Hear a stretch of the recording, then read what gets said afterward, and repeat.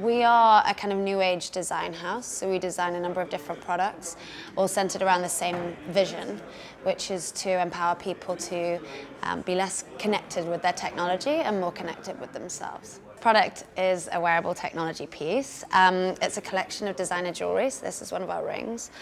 The feature is really simple, the first feature that we're launching. It essentially filters out your notifications and alerts you only for the important stuff. So, for example, when I go into dinner, I activate my dinner profile, I leave my phone in my handbag, and I don't feel the need to check it throughout the meal, because I know that the important stuff is still going to filter through. We've over-engineered the hardware so that there are a number of sensors in there. We will be pushing out additional features throughout the year, but they'll all be centered around that kind of same common theme of helping people disconnect from their phone. We launched it in November. First batch sold out. Our second batch goes live with Net-a-Porter in 2 weeks. And then further distribution from spring in London, Paris, Milan, New York, LA, Stockholm. There've been a number of challenges, but we've managed to kind of find ways around them. So I'd say one of the challenges is funding. Hardware startups are better funded in the US. We've had a lot of interest and we've got a great kind of a lineup of investors, but we would have been able to raise a lot sooner and more, probably if we were in the Valley.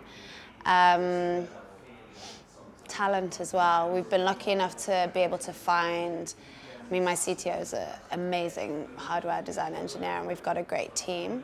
But that skill set is less common here than it would be, for example, in Silicon Valley.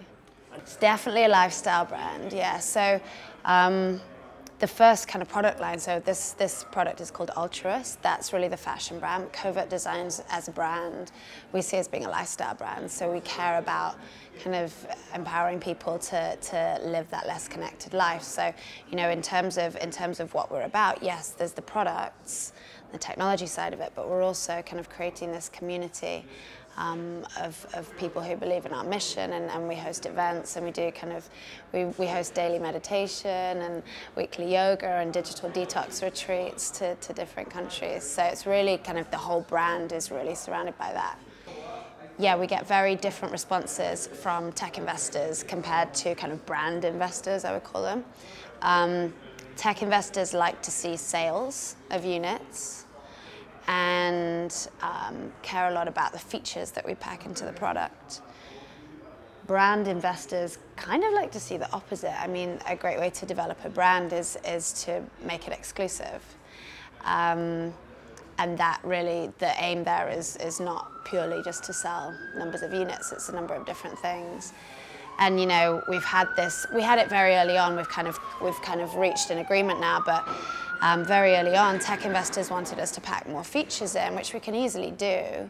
But we recognized that our consumer was actually turned off the more features we put in, because our consumer is not necessarily that tech savvy.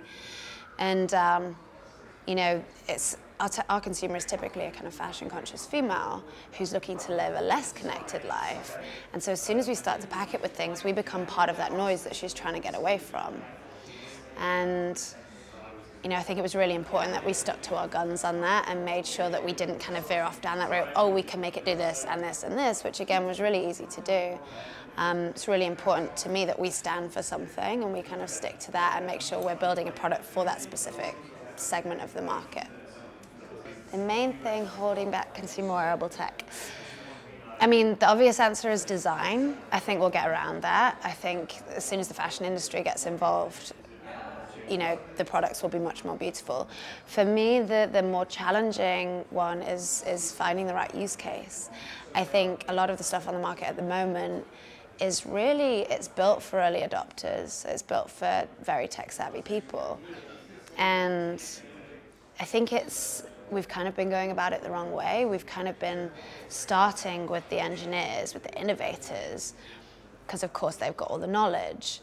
And then we create these products and then they kind of essentially hand it over to a marketing team and go, okay, go sell it. And it doesn't sell because nobody wants it because they built a feature that isn't useful. So I I think the biggest limiting factor is just finding the right use cases, build something that people actually need or want or desire that improves their lives. You know, for so long, for that first kind of chunk of the whole wearable tech space, we had 100 different fitness bands all counting our steps. Like, how many people really care about counting your steps? I'm not really sure. So it's almost like there was a kind of new chip or a new Bluetooth protocol or new battery that appeared, and everyone went, awesome, we can build this. And there was this big race to market, and no one actually stopped to think if they should build it. So I always say to my team, just because we can build it doesn't mean we should. Yeah, I think that's great. Yeah. Thanks.